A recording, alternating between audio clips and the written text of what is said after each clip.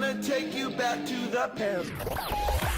He's gonna take you back to the past to play the shitty games that suck ass. He'd rather have a buffalo take a diarrhea dump in his ear. He'd rather eat the rotten asshole of a roadkill skunk and down it with beer. He's the angriest gamer you've ever heard. He's the angry Nintendo nerd. He's the angry Atari Sega nerd. He's the angry video gamer. Okay, the wait is finally over. This is the review that everybody wants to see. Here it is, Superman on Commodore 64. Yeah, that's what you mean, right? The Commodore 64? It was one of the best-selling home computers from the 80s. The games came on floppy disks. Remember those? The ones that actually are floppy? Let's pop this fucker in, turn this son of a bitch on, and play some Superman. Well, this is the startup screen. You never know what to do unless you have the instructions. You gotta type load, parenthesis, asterisk, parenthesis, comma 8, comma 1, and then return. And then it goes to black, and a few seconds later it says, now loading Superman. At least that lets you know you did it right. But then you gotta wait for the piece of shit to load. You remember those early CD-based game consoles like the PlayStation, and you'd always have to wait for everything to load? Well, it's nothing like that. This thing actually takes 2 minutes and 7 seconds. Yeah, I timed it. Then the title screen starts up with the music and you're like, wow. But wait, what the hell's this? Type in the character that appears in column 9, row 10? Oh, come on, I gotta get the code card. Yeah, the code card. Match up the damn numbers and there you go, it's 5. Why do I gotta do that? So you pick your difficulty and then guess what? It's gotta load again. 54 seconds this time. Not long, but seems like an eternity.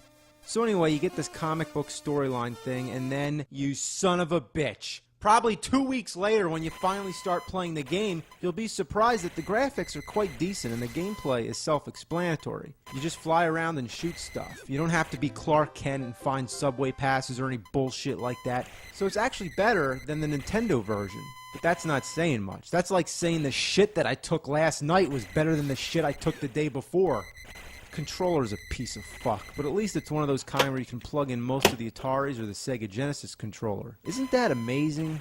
The first level has a 3D perspective. The second level, you're protecting a space shuttle from a bunch of asteroids. This one's more like a 2D shooter. The third level's like a side-scroller, so it has some variety. But this has got to be one of the most annoying stages in video game history. Every time you get hit, you fly back. Fuck. Fuck. Fuck! Fuck! It's enough of this shit. But wait, this isn't what you want to see, is it? Nah, you want to see this, right? Oh, come on, you really want to make me play this? Well, I'm going to do it just for you, because I like you a lot. Now don't take that too serious. Here it goes. I'm turning on the power. First, you're greeted by a smiling cartoon fox. Titus? What the fuck is that?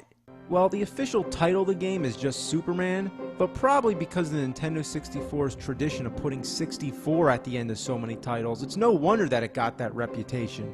The first thing that bothers me is the stock music. Why not the Superman theme? You know, the John Williams one? Why don't any of these games have that? Immediately as the game begins, you have to start flying through rings. I don't even have any time to get used to the control. You think that as soon as the game starts, you'd have a little free range, you know, to fly around and explore. But no, you gotta fly through rings. And you can't fuck up. If you miss more than, I think, 3, I don't know, sometimes it's 2 and sometimes it's 4, so I'm not sure. But basically, if you miss a few of these rings, you go back to the beginning.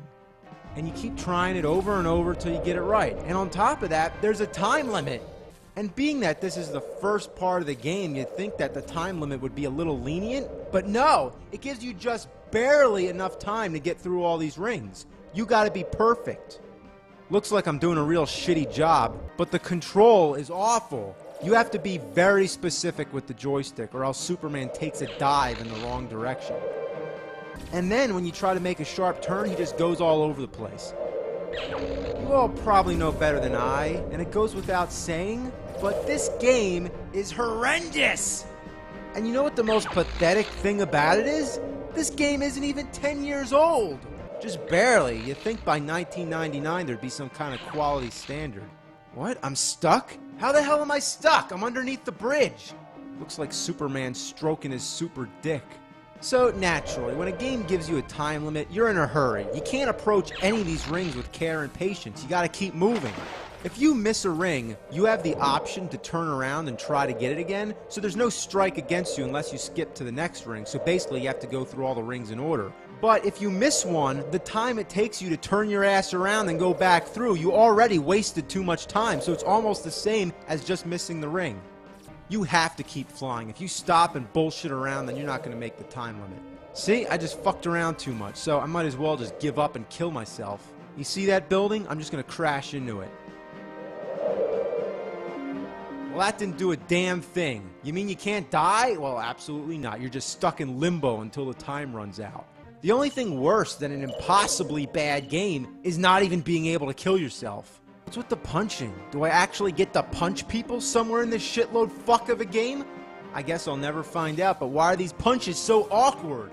You gotta be kidding me. I'm stuck again? I'm nowhere near the wall. Look how much room. Look how much room. How can I be stuck when there's so much room?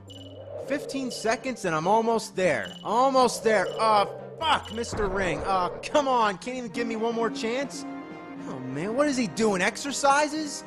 This is so ridiculous. This game isn't just bad. It's really bad. I'm not even kidding around. It's fucking horse shit.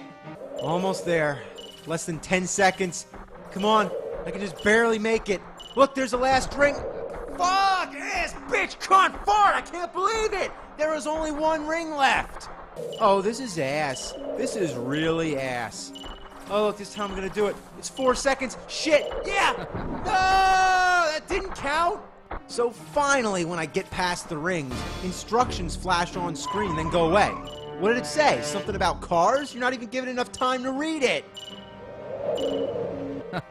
Oh, it's over already? What was I supposed to do? There's no time to waste. What? I don't even get to try again? I'm back at the fucking rings again? I can't believe I'm playing a Superman game where all you do is fly through rings.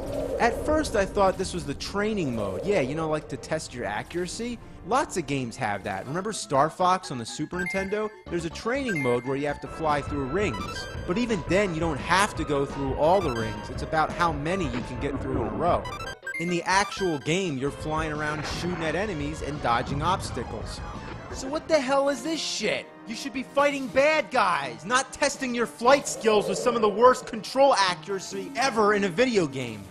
But it actually does have a practice mode. Out of curiosity, I tried it out just to see what it is, and guess what it is? Going through rings. Yeah, what'd you expect? So once again, I'm at the next part. The message flashes on the screen for barely a second, and then you have 6 seconds to do whatever. Fuck. Back to the rings again. You know, if I had 2 consecutive chances, I might be able to figure it out. But instead, I'm too surprised when I finally get there to act in 6 seconds and with no time to read what it's telling me to do. And am I really doing this? Is this a Superman game? Flying through rings? Is that the best they could come up with?